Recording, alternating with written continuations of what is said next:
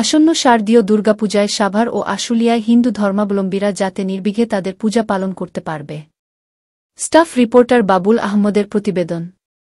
আসন্ন শারদীয় দুর্গাপূজায় সাভার ও আশুলিয়ায় হিন্দু ধর্মাবলম্বীরা যাতে নির্বিঘ্নে তাদের পূজা পালন করতে পারে এজন্য বিএনপি নেতাকর্মীরা প্রত্যেকটি মন্দিরে পাহারায় থাকবে বলে জানিয়েছেন সাভার থানা উপজেলা বিএনপির সাবেক সভাপতি জামাল উদ্দিন সরকার।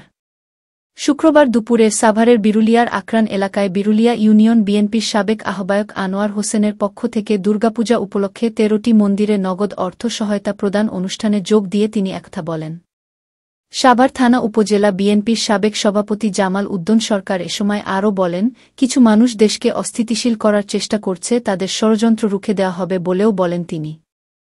এ সময় সাভার থানা বিএনপির সাবেক সাধারণ সম্পাদক কফিল উদ্দিন, পৌর বিএনপির সভাপতি শাহ মাইনুল হোসেন বিল্টু, আশুলিয়া থানা বিএনপির সাধারণ সম্পাদক আব্দুল গফুর মিয়া, সাভার থানা বিএনপির সভাপতি সাইফ উদ্দিন সাইফুল সহ আরও অনেকে উপস্থিত ছিলেন।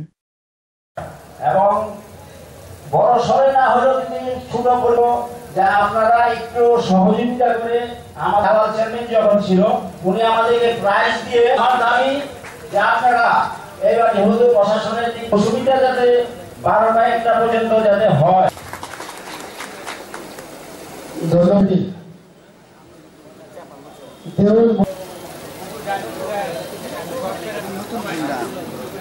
উপস্থিত ২০২৪-এর উদযাপন উপলক্ষে সভাপতি 10 পাহাড় দায়ী জগৎ জননী শক্তিকে ভোট করে শক্তি ইউনিয়নের প্রতিটি মন্দিরে মন্দিরে নমস্কার। আপনারা সবাই কেমন আছেন?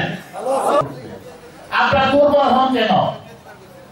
বক্তব্য দীর্ঘায়িত করব না, আমি একটি কথা বলতে চাই। থানা বিএনপির সংগ্রামী সভাপতি পূর্ববর্তী বক্তব্য যারা বলেছে সব বলেছে। আর একজন আমরা শুধু একটি কথাই বলবো যে মহান বসবাস করে। একটু ধরেন জামাল ভাই, ধরেন একটু।